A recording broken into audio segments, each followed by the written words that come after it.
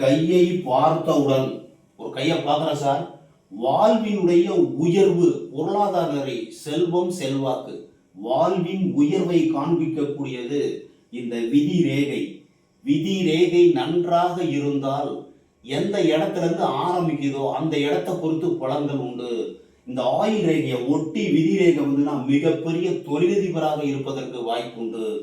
ஆயிலையும் அந்த விதி தனியா ஆயில விட்டு தனியா போச்சுன்னா சுய முயற்சினா வாழ்க்கையில முன்னுக்கு வரதுக்கு வாய்ப்பு இருக்கு. சந்திரமேட்டுல இருந்து ஆரம்பிச்சதுன்னா சொந்த ஊர்ல இல்லாம வெளியூர் வெளிநாடு சென்று வாழ்வில் வெற்றி பெறுவதற்கு வாய்ப்பு உண்டு. விதி ரேகை தான் வாழ்வில் உயர்வை காண்பிக்கக்கூடிய ஒரு சிறப்பான ஒரு ரேகையாக இருக்கிறது.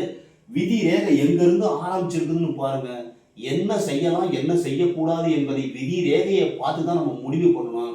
உங்க விதி ரேகையை பாருங்க, எங்க ஆரம்பிக்குது எங்க முடியுது, எப்படி தடை இருந்ததுன்னா விதி ரேகையில